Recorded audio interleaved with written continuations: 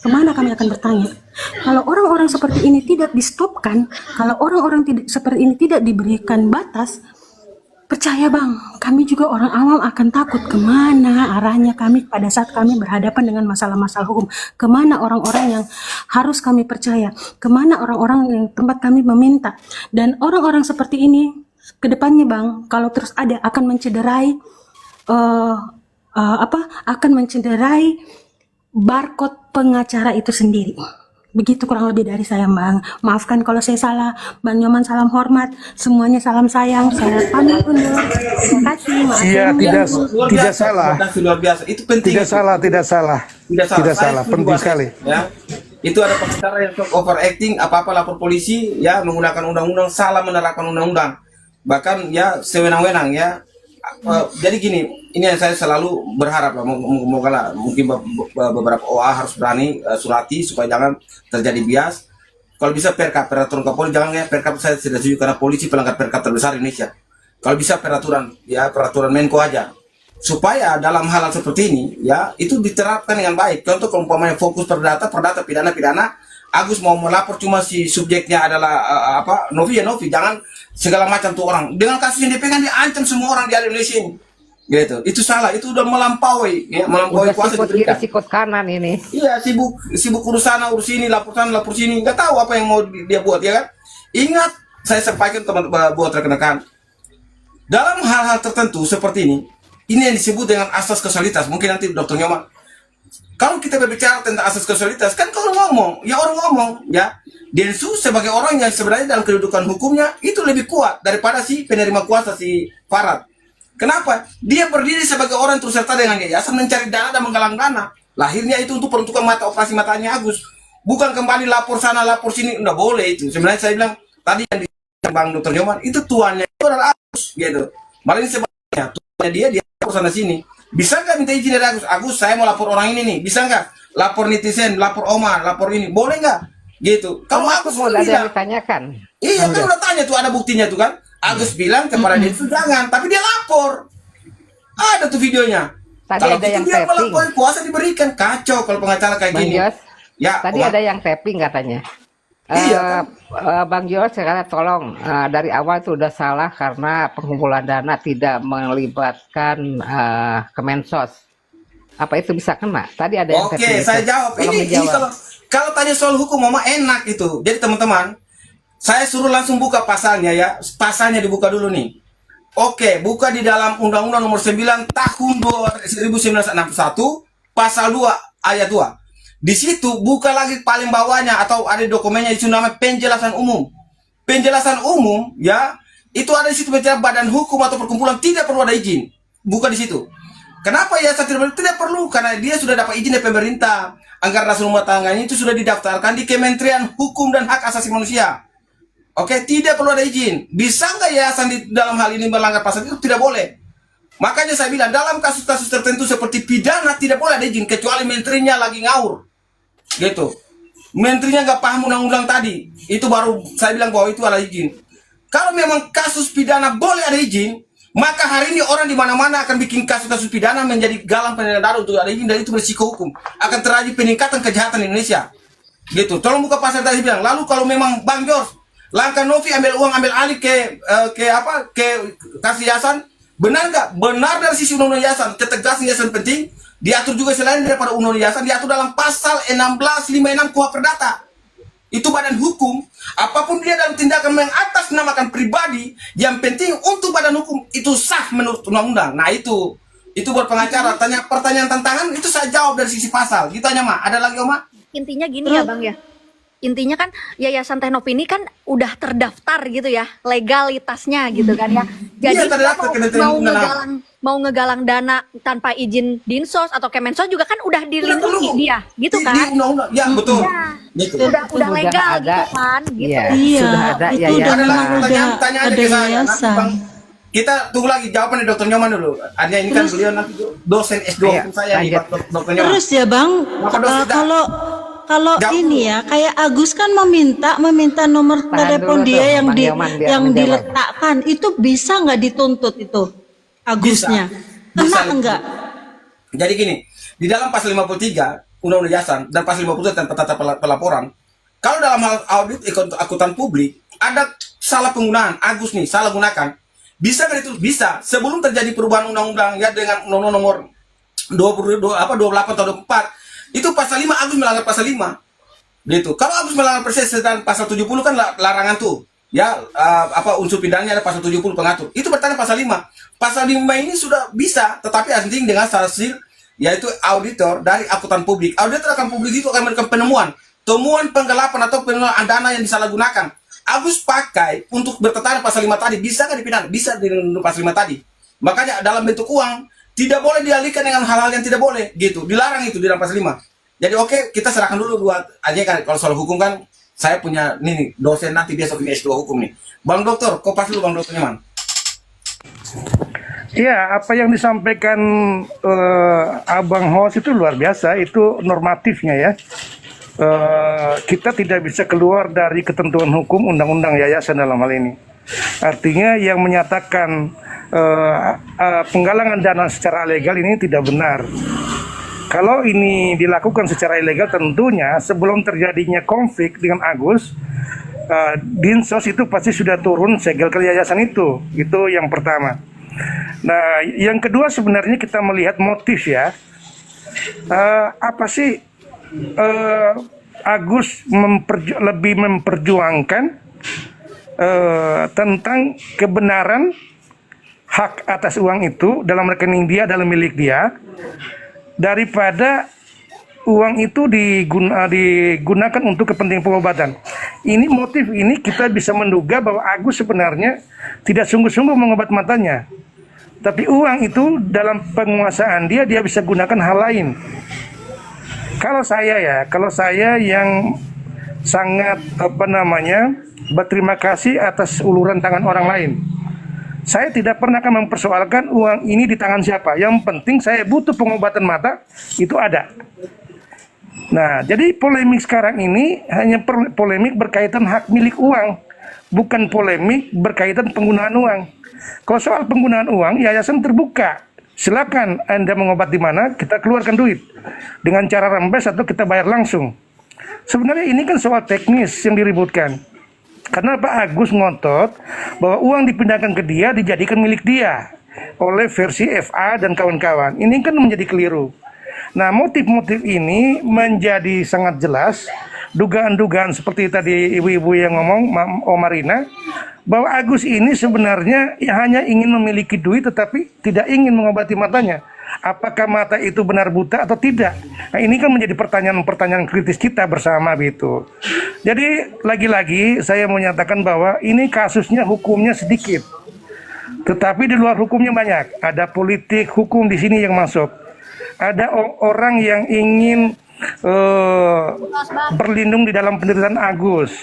Ini yang jauh lebih disoroti oleh publik dibanding persoalan hukum. Persoalan hukum sangat sederhana. Walaupun memang kita menemukan ada gejala ketidakberesan Agus pada penggunaan uang, di mana dia sudah mengalihkan sebagian uang, lalu dia menceritakan kepada yayasan bahwa dia hanya terima 1,3, ternyata sudah di atas 1,5. Ini kan kebusukan Agus yang harus disadari oleh FA, asal muasalnya polemik antara yayasan dan Agus. Ketidakjujuran itu, nah di dalam pidana itu dianggap penipuan dan berusaha menggelapkan dana dari donatur. Jelas, hanya Novi saja tidak mau melaporkan Agus mengingat dia sedang sakit. Tetapi Agus harusnya memberikan apresiat, rasa hormat terhadap Novi yang tidak mempersoalkan dia mengalihkan uang itu. Sampai hari ini semangatnya tetap ingin mengobati Agus. Itu dulu. Kalau soal undang-undang nanti Bang Jos ada yang jelasin. Terima kasih. Oke, ada lagi buat Mama ini. Sebelum saya menaikkan beberapa orang lagi. Bang, Sofia, boleh. Apa itu? Sampai. Lanjut. kan tadi kan dibilangin Agus ini kan nggak bersyukur lah ya, udah dapat uang segitu gitu kan, nggak bersyukur, dia sampai lapor sana sini, butuh bantuan sana sini, tapi intinya itu kan mengobati mata gitu kan. Nah, ketika ada orang lain masuk dengan memperdebatkan uang itu nggak masuk logika saya gitu, kenapa dia tuh yang tadi saya bilang kan, itu bukan rezeki dia, gitu kan. Sekarang mau dia bisa lihat atau enggak, ya itu urusan dia, gitu kan. Harusnya kan dia dia tidak mau memakai BPJS, memakai uang itu, sehingga dia pengennya, saya mau pakai BPJS mbak, nggak bisa mbak, ya, uang umum itu ribet, gini. Jadi dari awalnya karena udah pakai BPJS, kan dia sendiri sudah mengatakan itu. Terus saya tidak butuh uang 1,3 M, silakan aja Mbak Dopi ambil, saya yang butuh, saya harga diri. Jadi ini kita tuh dibolak-balik gitu ya. Katanya dia butuh uangnya sekarang karena FA ini, dia butuh uangnya untuk dana pengobatan. Sedangkan Tenopi udah menawarkan dana pengobatan, tapi uangnya pengen ada di dia seutuhnya gitu kan ya. Nah ini tuh sebenarnya kalau menurut saya nih, Agus ini sebenarnya ya itu tadi, matanya nggak mau diobati, tapi dia karena dia merasa dirinya lemah, tak berdaya, tidak mau bekerja lagi, jadi uangnya itu kayak, aduh gue punya utang nih, gimana cara bayarnya nih, udah minta bantuan aja. Kalau sisi negatifnya mungkin kayak gitu kali ya. Gitu aja bang. Sebetulnya ya, polemik ini sebetulnya di tangan Agus sendiri loh. Kalau kepingin selesai ya, Agus tinggal bilang, udah aku nggak perlu pengacara siapa-siapa, aku mau empat mata dengan Novi. Betul. Aku mau meneruskan ini penyembuhan mata saya. Kayaknya udah selesai loh. Wawa, tolonglah, ini Wawa ada dengar di akunnya tadi baru lewat. Wawa bilang buat Agus, ya ini terutama tenangkanlah pikiranmu, jauhkan dari semua orang. Ya saya tidak ajak Agus cabut kuasa, tapi jauhkan dari semua orang. Lalu sampaikanlah kepada Tenovi, ya nomor WA Tenovi ada tuh. Biar Tenovi ketemu dengan Agus, lalu ketemu dengan Yesus, bagaimana solusinya. Ya intinya jauhkanlah, karena hari ini Agus tidak butuh pengacara. Apalagi munculnya bang ini siapa, Alfian Lim dengan bahasa seperti itu. Jujur aja Wawa, ya mulai dari pengacara besar sampai pengacara artis sampai turun di Alfian Lim, ya pengacara yang pernah suap jaksa hakim ini, itu jujur mereka akan merusak hatinya Agus, bahwa Agus makin yakin ya bahwa itu uangnya Agus. Tidak boleh, jangan. Saya mau sampaikan Wawa, dari sisi undang-undang tidak ada satu dasar pun, tetapi dari sisi kekuatan hukum dalam melindungi yayasan banyak undang-undang mengatur. Jadi saya mau berbagi ini supaya Wawa bisi-bisi buat Agus. Agus tidak butuh pengacara. Agus butuh hanya ustaz atau menenangkan hati dia. Tenangkan hati dia, lalu bersihkan pikiran dia. Hadapi kasus pidana yang sedang terjadi. Ya, jangan sampai ya si pelaku kembali melaporkan Agus karena pengakuan Agus sudah jelas itu di dalam pengadilan. Itu juga pakai laporan balik kepada Agus. Ya, bukan saja mengajak pelapor ya, kalau pelapor yang diintimidasi oleh Agus ya. Itu jangan. Marilah fokus untuk matanya Agus. Saya melihat bahwa hari ini Agus berada pada posisi yang saat ini tidak dipercaya oleh para donatur maupun masyarakat Indonesia. Ya, apapun yang dimainkan oleh para aktor, ya, sutradara dalam kasus ini makin mempermalu, ya, makin mempermalu keluarga Wawa sendiri maupun Agus. Apalagi bapaknya ya Wawa sendiri Agus sudah bilang seperti itu. Jujur sangat mempermalukan. Mereka itu orang hukum tahu bahwa perbedaan antara zakat dan sumbangan atau kegiatan seperti ini itu ada diatur dalam undang-undang. Makanya dalam undang-undang itu sudah mengatur. Kalau mereka membiarkan bapaknya teriak, makin mempermalukan bapakmu, makin mempermalukan keluarga besar daripada Agus. Jadi Wawa, kasih jauh Agus. Ya seperti yang kalian buat kepada Novi. Tidak angkat teleponnya Novi, jangan angkat telepon dari siapapun. Lalu tenang, saya sudah sampaikan Bang Nyoman, walaupun saya tim ya. Kalau Agus nyatakan jauhkan diri dari para pengacara, kemudian mau berbalik kepada Novi untuk fokus kepada Agus, mau berubah atau apapun, saya orang pertama yang mundur dari timnya Novi. Kenapa? Agus sudah sadar, ya. Kenapa? Yang kayak saya butuhkan itu dia sadar. Selama dia tidak sadar, 1000 pengacara belakang saya akan mengajak mereka berdebat hukum. Karena mereka ini bukan berbicara di kajian hukum, mereka hanya muncul di depan pakai Agus hanya untuk kembali menaikkan pamor mereka sebagai seorang pengacara yang sudah hilang di Indonesia. Gitu. Yang sebenarnya mereka nggak pernah menyampaikan. Contoh hari saya ada live tiap hari ini. Mana ada klien saya bateria di dalam room ini. Bang Jos saya gini-gini kalah, nggak pernah ada. Gitu. Karena saya menjelaskan dari sisi hukum dan mereka puas. Gitu. Ya. Jadi buat Wawa tolonglah kejauhkanlah dirimu dari mereka. Saya berani garansi ya bahwa pada saat Agus jauh dari mereka, saya tidak mengajak cabut kuasa ya, saya ulangi deh. Tetapi jauhkan dirimu dari pengacara-pengacara yang tidak benar di dalam negara penegakan hukum. Maka percaya, saya orang pertama mundur dari Novi dan saya nyatakan bahwa saya tidak lagi bicara tentang kasus Agus. Tapi selama Wawa dan Agus dan keluarganya 1000 pengacara pun saya edukasi hukum, dan saya bilang mereka pengacara yang tidak paham hukum. Gitu. Kenapa saya live tidak pernah saya dikritik oleh klien saya? Karena saya menggaransikan bahwa saya mengutamakan klien saya daripada saya. Saya orang hukum, tapi klien saya membaca, sepakat dan setuju itu kasus saya yang masukkan, baik pidana maupun perdata. Jadi buat pengacara-pengacara sudah hilang nama, tolong berhenti. Jangan terus kalian ini pengacara gular banyak-banyak. Bayangin loh, tim Farhat itu S3-nya berapa orang, S2-nya berapa banyak. Tetapi pakai lagi Alfian Lim dan 50 pengacara hanya gara-gara mereka sebagai kedudukan hukum, sebagai pelapor, mengaku diri korban, apalagi tambah Alfian Lim. Oh, kerugian material Bang Alfian Lim tidak paham tentang hukum, apa itu kerugian material, siapa pelakunya? Kan pelakunya si penyiram, kenapa harus tuntut Densus dan ini lapor polisi? Memangnya dari awal siapa yang buat kasus ini tidak operasi? proses hukum ya, Kalau Bang, ya? bukan, ya kalau bukan tim daripada Agus itu sendiri, lapor polisi pansos, naik jumpa pers sana jawab, Agus itu jalan di mata buta. Farban pindah kiri, Farban pindah kanan, kemana ikut maunya mereka. Ya, akhirnya apa yang kita proteksi dari sisi hukum. Tetapi saya minta, Bang Alfian, saya minta tolong, kamu jangan lu masuk terlalu jauh, gitu. Kamu masuk di rumah orang, belajar pintu orang itu, baca undang-undang, baca peraturan undang-undang tentang pengumpulan uang dan barang, baca dalam pasal 2, kemudian baca tentang kemudian baca referensi lainnya, undang-undang lainnya, baca juga putusan-putusan yang mana perkara-perkara yayasan, baru Anda top. Gitu Bang Alfian, jangan Anda teriak. Tapi saya Gitu, suka value pengacara pakai batik. Kayak gitu ya? pengacara banget gitu kan ya. Coba lihat Saya suka pengacara batik kita memang. lah. Iya, oke. Kita Jadi disuguhi ini dagelan gratis lah. Oke, ini roomnya Kita Mama disuguhi Mama dagelan katanya hukum ada gratis, saya benar-benar. dapat nyaman, karena saya mau lempar untuk pengacara-pengacara yang sebenarnya gini ya, teman-teman pengacara ya. Tolong hargai klienmu, jangan pandu klienmu. Teriak, lihat tuh di videonya.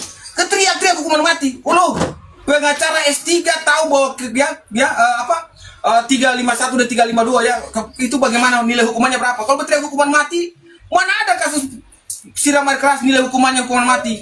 Ini kacau Indonesia ini kalau memang pengacara yang ajak kayak gitu. Ingat kasus-kasus itu nilai ancamannya hukumannya berapa? Anda tahu, nggak usah Anda teriak hukuman mati. Itu kacau. Kecuali Makanya pembunuhan Anda itu berencana ada ya. Dia 340 pembunuhannya hukuman mati. Tapi ada pengacara yang mengajak air Kan keras ada hukuman mati. pasal-pasalnya. Waduh, mohon maaf ibu-ibu, saya awalnya kembali bilang, ini saya namanya counter attack atau saya mendukung asal konsulitas, dia mengajak pengacara Tenovi ya.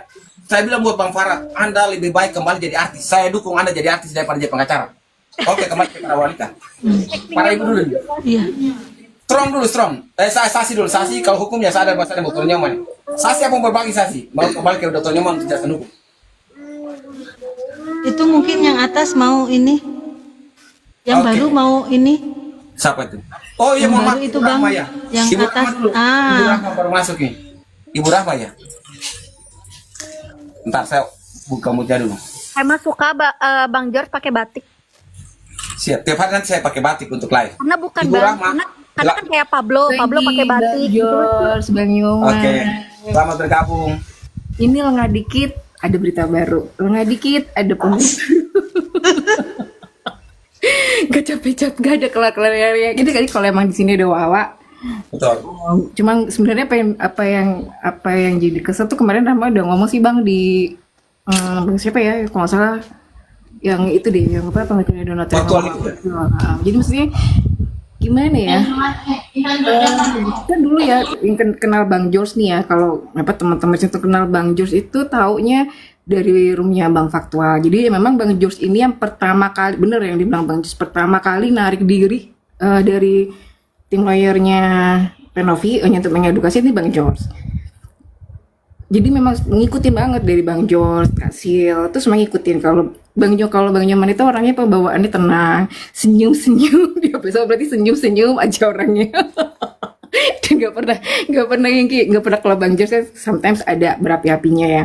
Nggak ngerti ya Bang, maksudnya ini gini nih, Agus ini sebenarnya NPD sih, sebenarnya dia tuh perlu dibawa ke psikiater, sakit jiwa orang dia ini.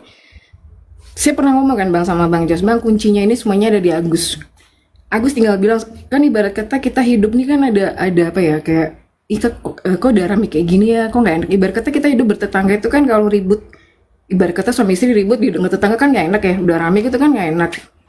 Harusnya Agus tuh bisa bilang kayak punya hati tuh kayak kok jadi rame gini ya, kok jadi gini ya, udah deh. Tinggal bilang ke Bang Farhat, Bang nggak usah diterusin apa namanya persoalan hukumnya. aku mau damai aja sama Teh Novi dan nggak perlu pakai media, semua diselesaikan dengan media, itu akhirnya jadinya bias, jadinya blunder kemana-mana. Bener kan? Lengah dikit ada berita baru, lengah dikit ada pemain baru. Bang Alvin lagi, ya Allah Bang Alvin, Bang, daripada ya ngurusin kesehatannya Agus, mendingan kesehatan Abang sendiri Bang urusin. Ini duit orang banyak Bang, bukan perkara ginjal, beda tempatnya gitu loh. Dia menyamakan soal ginjal yang nggak jadi.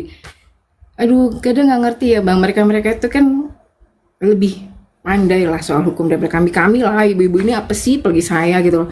Cuma kan kadang main nalar aja gitu loh. Mungkin kalau yang pasal-pasal yang abang kayak Bang Nyoman kasih itu lebih paham. Cuma kan kita kan main logika, main nalar aja gitu loh. Daripada nyuruh Teh Novi sama itu nyiram mata, iya itu duit kasih aja ke Agus. Oh Agus di sebelahnya, tinggal Agus nih Gus, gue kasih duit 3M, lu berobat deh, selesai. Ngapain harus pakai bawa 100 pengacara lah, saya anaknya 9 naga lah, saya nanti bisa ngomong, kalau memang dia bener anaknya 9 naga, duit, tinggal tunjukin aja. Kamu memang dan berbicara soal kemanusiaan, ya sudah, bicarakan kemanusiaan di situ. Katanya punya temennya, dia punya rumah sakit. Maksud drama tuh gini loh Bang. Aduh, kalau sekarang tuh the power of sosmed tuh emang ini banget sih, dampaknya tuh kerasa ya. Jadi tapi kan maksudnya gini loh Bang. Anak-anak ini kan semua bisa mengakses ya apapun lah gitu loh. Jadi ini tontonan yang nggak pantas. Jadi istilahnya kayak oh ya, jadi kalau diselesaikan di sosmed itu bagus loh. Oh ya, kalau diviralkan itu oke loh. Oh ya, jadi terkenal itu bagus loh. Iya, terkenalnya pada dulu. Kalau terkenal on model kayak gitu sih ya amit ya gitu loh. Maksudnya itu bukan hal yang baik gitu. Jadi maksudnya kayak Agus nih NPB. Satu, dia benar-benar itu jelas Agus itu jangan diobatin matanya. Secara dirinya dia dulu yang harus diobatin. Itu ya benar yang dibilang Bang Nyoman, ini sebenarnya hukumnya kecil, cuman politiknya banyak. Ini udah kelihatan banget. Setiap ada lengah dikit, dia manggil pengacara baru. Terserah ya, ini kan pasti udah, ini di sini mungkin ada yang tercepu-cepuan, ntar ada yang ngomong ke tim sana, terserah lah gitu loh. Cuman ini udah kelihatan banget, ini selalu dipanjangin, di-up, jadi supaya kasus yang UMKM tertutup. Kalau memang Bang Farhad bilang sebagai pengacara kaum lemah, lah ini yang UMKM kan juga kaum lemah.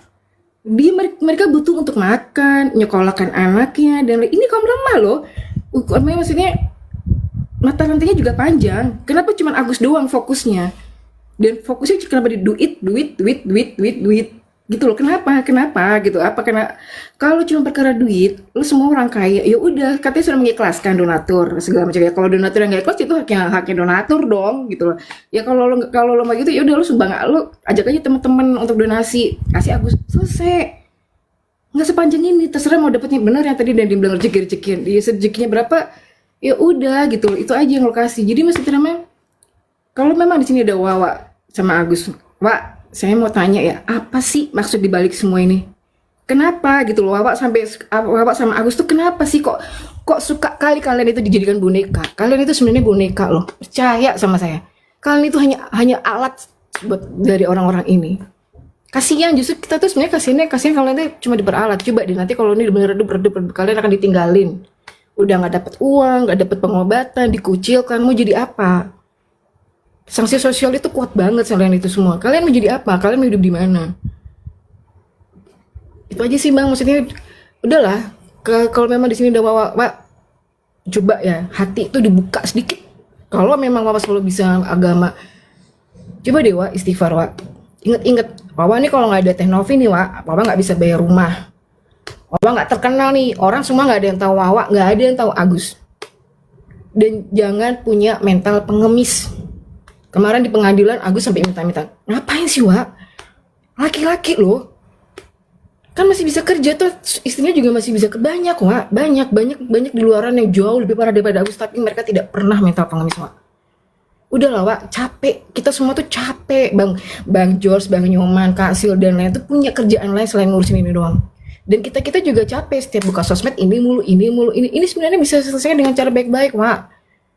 Saya udah berkali-kali ngomong sama Bang. Ini sebenarnya kuncinya di kalian berdua. Ngomong sama Bang Farhad, Bang, udah selesai, saya nggak mau diselesaikan secara hukum. Udah terlalu rame Bang, udah selesai. Nggak perlu nanti ada pemain lagi baru tambahan selain Alvin, siapa lagi sampai nalar sebagai pengacara nggak main gitu loh Bang. Kapolri mau presiden disuruh nengokin Agus lah, macam presiden nggak ada kerjaan aja gitu loh. Terus Kapolri lah segala macam. Tuhanku. Bang Alvin, kita ini bukan orang tolol kali lah, meskipun kita nggak pengacara. Kayak mereka itu nggak ada kerjaan gitu loh. Udahlah, bener sebenarnya gini ya Bang ya. Kalau tadi yang dibilang sama Mbak itu bener sih, kadang kita ada rasa takut ya Bang sebagai masyarakat tuh untuk apa-apa, ntar lapor di gini diaduin. Kalau saya ya Bang sebagai orang, karena saya udah pindah ke daerah ya Bang, justru pandangan pengacara-pengacara dari sisinya Agus itu yang saya lihat dari saudara-saudara saya ya, orang itu jadi kayak underestimate sama pengacara, karena jadi loh kamu ngapain sekolah di hukum, mau jadi apa, tuh lihat aja tuh si Farhad, tuh lihat aja si pengacara kayak, jadi malah jadi orang tuh underestimate jadi kayak gitu loh. Coba kalau andai kata dan media tuh ngejual kayak gitu tuh selalu di up karena ngejual Bang, justru kayak Bang George, Bang Nyoman yang kasih yang mengedukasi tuh jarang di up kalau kita nggak sendiri yang nggak mengupkan diri gitu loh. Itu aja sih Bang George. Mudah-mudahan ini kalau Wawa sama Agus denger, udahlah bagus, udah stop, capek. Oke, makasih banyak. Saya jawab dulu tapingan pertanyaan nih. Bang Jos, ini adalah pelanggaran HAM ya, disampaikan bahwa apakah dia hak asasi manusia buat Bang Alvin ini yang akhirnya bikin blunder. Pada saat anakmu ya menyuarakan dan Bang Hotman sendiri membatasi bahwa eksploitasi anak, saya ingin menyampaikan membela dirimu lewat anakmu, karena anakmu dilindungi oleh undang-undang konvensi anak. Bahkan ya hukum Indonesia menjamin seseorang memiliki hak dalam hukum itu sejak dia lahir. Tapi dalam kasus ini jangan kau kaitkan dengan hak asasi manusia. Pelaku kejahatan sedang disidangkan, yaitu penyakit. Jangan kau bilang bahwa Novi ini pelanggaran HAM. Ini bahaya kalau orang seperti ini. Novi bukan melanggar HAM. Novi menjalankan amanat undang-undang yayasan dan menjalankan peran serta dia sebagai pengurus yayasan yang dijamin oleh undang-undang. Jadi dia bukan pelanggar HAM. Itu yang saya jawab. Jadi saya mau menyampaikan buat Bang Alvin Lim, kalau teriak menyebutkan kepada publik Novi melanggar pasal mana dalam undang-undang hak asasi manusia. Anakmu, mohon maaf, saya ini orang, kalau umpamanya contoh Bang Bang Hotman ya menyerang privat daripada Alvin Lim waktu anaknya bersuara. Saya orang yang lebih dari ribuan tayang waktu itu dan bagikan, ya saya kunci dan saya tuh gitu. Kalau umpamanya ini habis udah kunci saya. Kalau saya tidak respect dengan orang-orang yang dia berdiri tiba-tiba kok berubah. Kritik polisi, jaksa, hakim mengaku bahwa polisi, jaksa, hakim tiba-tiba kok berubah gitu. Kalau di mana salahkan hakim terima suap tidak boleh. Sebenarnya hakim itu putuskan sudah benar. Nanti karena salah di dalil kita. Kalau pengacara-pengacara dia akan tulis sesuatu bahasa hukum yang tajam tuh. Contoh, pelapor menggunakan tangan dan jari penyidik tangan dan jari penyidik dalam hal ini untuk menyesatkan dunia peradilan, dunia hukum, baru jelaskan pasal-pasalnya di bawah gitu. Kenapa ini? Ini orang sama pula pengacara. Ya, kalau nanti tahu dengan saya punya bahasa hukumnya gitu. Penggugat menungkapkan jari dan tangan majelis hakim, ya dan seterusnya, gitu. Dan ini yang saya mau berbagi. Kalau yang di atas teriak itu penggugat tadi apa yang disampaikan Rahmat tuh, menggunakan ya bahasa-bahasa yang analogi, tafsiran, tidak ada dasar hukumnya. Mereka ini ngomong ngelantur, nggak ada dasar hukumnya. Bahwa mereka teriak, ini uang milik Agus, jelaskan pasal di Republik Indonesia. Ya, tidak ada satu pasal pun menyatakan bahwa uang itu sudah masuk itu uang milik Agus. Tetapi ada pasal katakan kalau Agus mengabaikan yayasan bisa nggak dipidana? Bisa, melanggar undang-undang gitu. Baik itu undang-undang perbankan, pendanaan dana, bahkan aturan hukum lainnya. Itu yang saya selalu berbagi ulang-ulang. Saya bersyukur ya teman-teman baik saya yang ada di, walaupun mereka teman baik yang bermanfaat ya, kita baku-baku kabar ya. Kadang-kadang itu mereka bilang Bang George kita ini udah terlanjur masuk ini ya kan. Jadi saya juga bingung. Kalau bagi saya kalau umpamanya sudah terlalu bias, saya keluar aja gitu.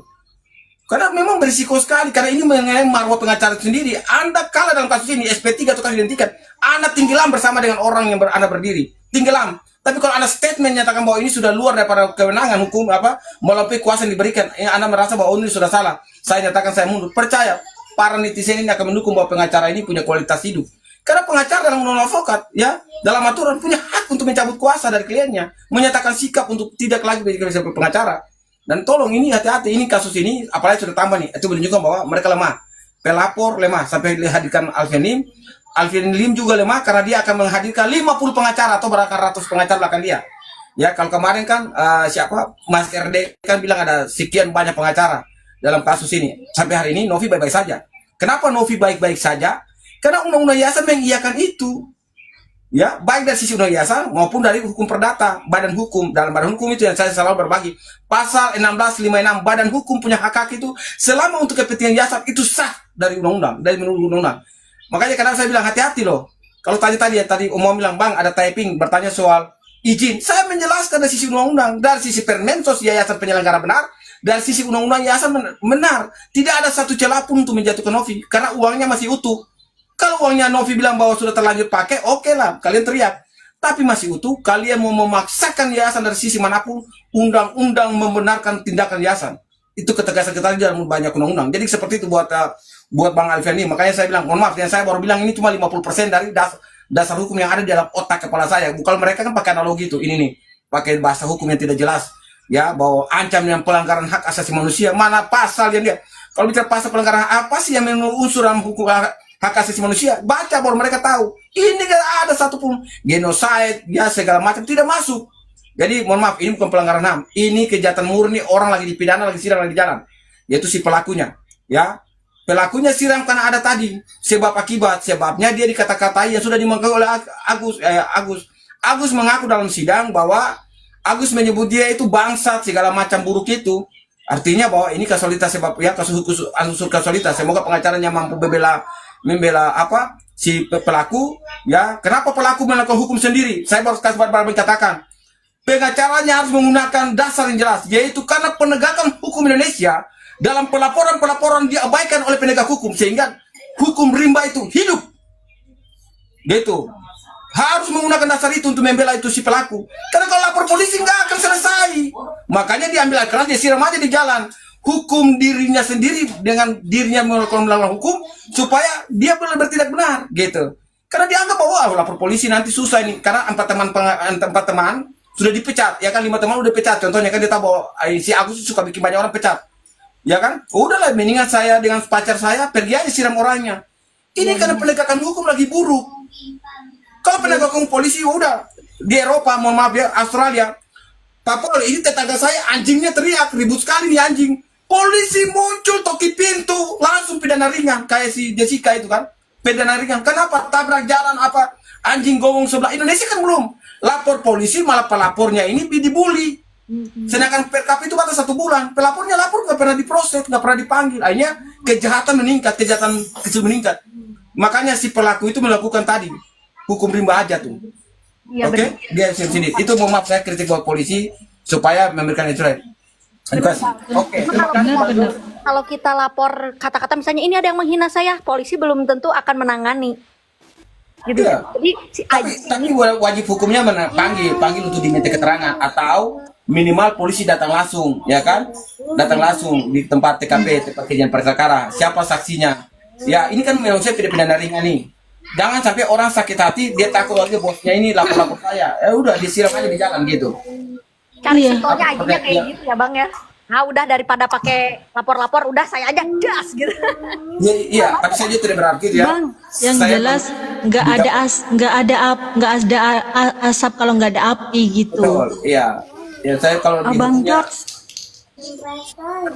Bagaimana Safia? Kita siapa-siapa nih yang mau generasi lagi karena kita undang lagi 2 orang di bawah ini kan nggak bisa naik. Bang, aku mau tanya sebentar. Boleh. Nggak apa-apa, saya turun aja Bang, gantikan yang lain. Boleh, makasih ya. Saya undang yang lain. Makasih ya Bang Jo semuanya. Oke. Assalamualaikum. Bang, aku mau tanya Bang. Boleh. Ya, aku mau tanya ke ke Bang George sama Pak Coman, maaf. Bang, begini, kembali lagi aku kan awam. Sejauh ini, apakah donatur boleh melaporkan si Agus terkait pembohongan publik mungkin saya sebutnya? Karena sejauh masalah ini timbul, sebenarnya saya yang awam ini tidak mengerti Agus ini yang sakit matanya yang mana, apa kiri atau kanan. Kedua, Agus kan terakhir sudah bisa melihat warna uang 100 ribuan dan bentuk dolar secara detail. Tapi kemudian ini menjadi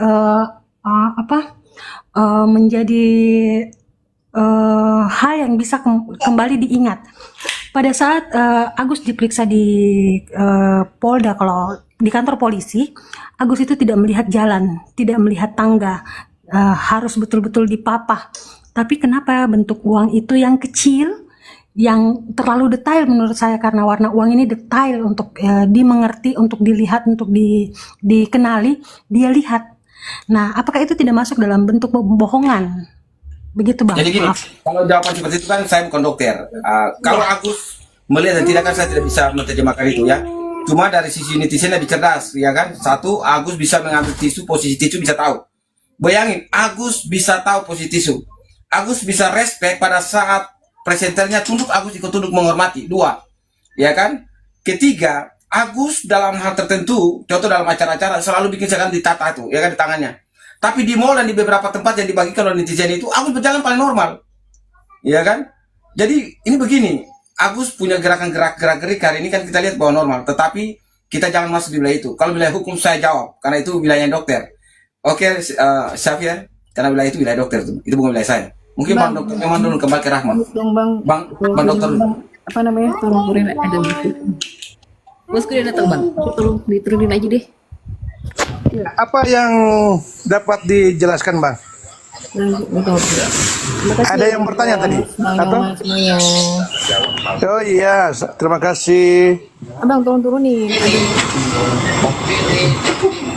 Mbak Rahma mau turun ya? Iya Bang. Pada Mbak Rahma partners yang hebat kok untuk bicara di Komal. Oke. Ada pertanyaan, host? Oke, selamat bergabung Bapak Donatur. Ini ada Donatur. Manusia. Oke, kita serahkan dulu buat donaturnya nih. Bang Setia, apa mau berbagi nih untuk cerita kita pagi ini yang kembali berkembang dengan munculnya Alfian Lim. Ya, kemudian dari situ kita bisa melihat perkara ini tidak akan selesai. Ya, karena sudah ada bahasa hukum dari Alfian Lim dengan ancaman lapor polisi akan muncul ke Mabes Polri bila perlu untuk pukul meja. Ya, ini sudah HAM, kemudian akan lapor pasal baru. Bagaimana Bang Setia dengan kasus ini? Bahwa seakan-akan yang melakukan pelanggaran perbuatan melanggar hukum adalah yayasan atau Tenovi. Saya tidak pernah bilang Tenovi, tapi saya bilang yayasan badan hukum. Bagaimana Bang Setia? Oke, siap. Assalamualaikum semuanya. Selamat pagi. Pagi. Ya, Bang.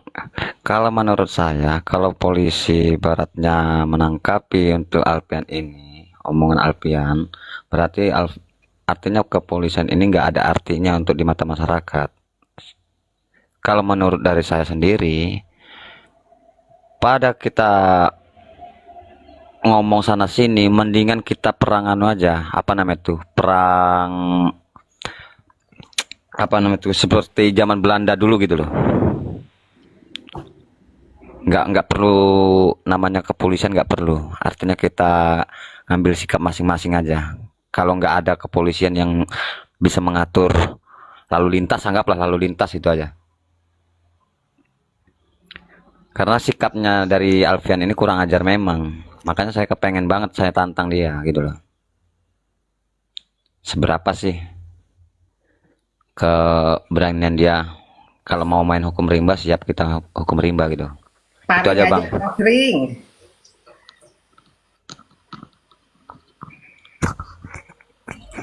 Itu aja ya Bang Setia. Iya Bang, soalnya saya nggak terlalu paham masalah untuk jalur hukum. Kalau hukum rimba saya paham. Kalau jalur hukum kan Bang kan donatur, makanya saya selalu berbagi di room ini kan. Di room ini saya bilang, kalau pemain donatur gunakanlah cara yang sesuai hukum. Saya selalu memberikan penjelasan satu, menyurati kepada yayasan untuk melakukan hasil audit terhadap kontrol publik. Apa sih dokumen ini? Dokumen itu salah satu syarat yang diatur dalam undang-undang. Dan dokumen itu bisa kan dipakai? Boleh. Kita lihat apa ini kasusnya. Bisa kan dijadikan gugatan sederhana atau konsentrasi. Kalau memang gugatan sederhana, saya kemarin kan teman ada menyampaikan bahwa Bang Jos kita akan melakukan gugatan sederhana. Saya bilang tidak boleh. Kalau gugatan sederhana kan dilihat dari peraturan Mahkamah Agung ya nomor 2 tahun 2019 sebagaimana dirubah dari nomor 4 tahun 2019. Itu paling banyak itu 500 juta. Nah, kalau bicara tentang gugatan konsentrasi, ada celahnya juga. Karena gugatan konsentrasi, nah itu kan mau menetapkan bahwa pengadilan sebagai tempat dititipkan uang. Bisa nggak? Sulit, karena ini kan sudah perjanjian lebih dari satu pihak. Ada 4 pihak ya, donatur, Agus, ya orang yang pernah menguasai uang itu tadi. Kemudian yayasan ditambah dengan Densus sebagai tempat penggalangan. Jadi kalau gugatan konsentrasi, jangan ya udah gugatan sekalian. 1, 2, 3, 4 semua masuk dan turut. Objeknya harus digugat siapa? Digugatnya adalah yayasan. Nanti di situ dimasukkan sebagai mediasi damai dalam gugatan konsentrasi, para pihak sepakat uangnya dititip boleh, jangan sampai di perkaranya diperiksa. Kalau diperiksa saya berani garansi bahwa gugatannya tidak diterima. Kalau di mediasi, gugatannya pasti itu sepakatannya di mediasi. Karena kalau perkara yang dipisah, tidak ada dasar hukum hakim mengadili bahwa uang dititip pengadilan. Kenapa uang tidak bisa diputuskan di pengadilan? Karena memang benar bertentangan dengan undang-undang. Yang saya selalu dari undang-undang. Sudah ada undang-undang yang mengaturnya, yaitu sumbangan atau bantuan yang tidak mengikat merupakan bagian daripada keyayasan. Ayat 4-nya menguatkan bahwa untuk maksud dan tujuan yayasan itu bagian dalam pasal 26 itu. Jadi saya bilang, kalau perkara dipisah tetap gugatan tidak diterima siapapun penggugatnya. Ini jujur aja saya berani katakan di sini karena nanti akan menjadi dasar pada saat saya bagikan ulang nanti. Karena kita orang hukum, kalau kita orang hukum, kita harus mencerna dari setiap dasar-dasar hukumnya. Gitu. Jadi makanya kemarin Bang Setia, teman-teman di room sebelah tanya saya juga jawab hal yang sama karena ini sulit. Gitu. Karena ini bukan perkata kontrak atau perjanjian di dua belah pihak. Kemarin mereka mau menciptakan gugatan dengan lahirnya kemarin itu, perjanjian kemarin. Karena kemarin Novi tanda tangan selesai itu. Ya, itu selesai sudah. Novi bisa dituntut dan pidananya maupun di perdatanya kena terpenuhi. Tetapi selama Novi menolak sesuai dengan kewenangan yayasan diatur dalam undang-undang saya berbagi ulang gitu Bang. Jadi kita lihat ya, semoga pokok perkara dipisah karena kalau mau digugat maka ada kan harus sekian ribu ini pemberi donatur tadi, donasi tadi harus bagian daripada orang yang harus turut tergugat tuh. Ya, karena memang tidak ada undang-undang yang menyatakan bahwa para penyumbang boleh menarik uang, tidak ada. Tetapi para penyumbang berkedudukan hukumnya boleh mengetahui secara transparansi penggunaan uang itu untuk maksud dan tujuan yayasan, itu boleh. Itu seperti itu Bang Setia. Ada lagi? Oh, siap. Siap. Ya, oke. Saya sudah paham udah. Intinya kalau saya kan menunggu dari Bang Jos saja gitu loh. Siap. Nanti kita Kalau bahas masalah untuk Ya. gitu. Kalau untuk masalah sejenis Alpian ini ya aku bilang itu tetap hukum rimba kalau bagi saya. Siap. Cuma itu aja Bang. Soalnya saya kurang paham di hukum. Ya. Artinya kalau di hukum bisa rimba saya kita- paham. Oke, Oke, mungkin siap Bang. Bang Nyoman, Dokter Nyoman dulu tambahkan ya apa yang mau berbagi. Karena ini kan beliau juga salah satu donatur ya yang mana bagian uangnya kepada Agus, tetapi Agus sendiri kan kita sama-sama tahu sudah salah menggunakan, berbohong pula, kemudian pakai pengacara lebih tutup harga diri, lapor polisi, memperkeruh, membuat para donatur mulai menyatakan sikap di mana-mana. Menurut Bang Nyoman gimana Bang Nyoman? Dari sisi hukum. Iya, jadi apa ya, semacam kegundahan hati publik sebagian besar bahkan para donatur tentunya di dalamnya bahwa mereka menginginkan ada action, ada upaya hukum yang konkret dari Novi. Jadi dapat saya jelaskan bahwa Novi tidak bisa melakukan legal action lebih dahulu berkaitan tentang perdebatan mengenai soal uang. Siapa pemiliknya sebenarnya? Karena sesuatu yang sah tidak perlu kita menganulirkan sendiri melalui gugatan. Jadi ya yayasan pasti tetap konsisten berdasarkan undang-undang yang dijelaskan Bang Jos bahwa yayasan memiliki hak untuk mendalikan uang itu di mana uang itu hasil dari penghimpunan para donatur. Nah, kalau memang pihak lain menyatakan mengklaim secara absolut adalah hak Agus, maka mereka lah yang mulai menggugat. Sehingga kita akan melakukan satu perlawanan secara komprehensif menyampaikan dalil-dalil bahwa yayasan memiliki hak untuk penguasaan uang, pengendalian uang, penggunaan uang untuk kepentingan Agus. Artinya sampai saat ini belum ada langkah hukum dari Novi itu karena itu dia tidak boleh menggugat sesuatu yang sah dalam dirinya. Karena saat ini yayasan menguasai uang. Kecuali uang itu masih dipertahankan oleh Agus, maka upaya satu-satu yang dilakukan oleh yayasan adalah bagaimana merebut dengan cara secara litigasi di peradilan. Itu dulu dalam kasus konsentrasi kepada kasus pokok mengenai uang. Nah, terlepas dari kasus lain yang kami anggap itu hanya sifatnya opsional, kasus tambahan yang seperti saya jelaskan tadi, sejatinya masalah ini sangat sederhana. Tetapi yang menjadi masalah luar biasa itu dari tangan-tangan orang tertentu yang coba by design membuat kasus ini menjadi besar. Nah, lagi-lagi ini yang seperti apa yang disampaikan Omarina, teman-teman di Komal, ada sutradara yang mengendalikan semua proses, memainkan perannya sangat aktif sehingga kegaduhan antara Agus dan yayasan ini sampai berlanjut sampai hari ini. Jadi saya pikir pertanyaan yang baik ya dari donatur, salah satu donatur tadi, kenapa belum ada action hukum ya? Jadi kita tidak perlu action hukum. Donatur secara kepentingannya uangnya masih ada dalam yayasan. Apakah sikap untuk menarik kembali atau dialihkan kepada orang lain itu masih dalam posisinya terlindungi hak-haknya. Yaitu yang pertama. Yang kedua, dari yayasan sudah menganggap penguasaan uang itu adalah sah menurut hukum. Jadi dia tidak perlu menganulir melalui gugatan. Nah, sekarang kita tinggal tunggu peran aktif yang konkret dari Agus. Jangan memperjuangkan peradilan melalui ruang publik, melalui media, itu tidak efektif. Gugat. Apakah gugatan perbuatan hukum, ataukah gugatan uang prestasi, ataukah gugatan-gugatan lain, silakan. Nanti kami akan membangun dalil, tim-tim akan membangun dalil bahwa penguasaan uang itu berdasarkan undang-undang yang seperti yang dijelaskan Bang Jos.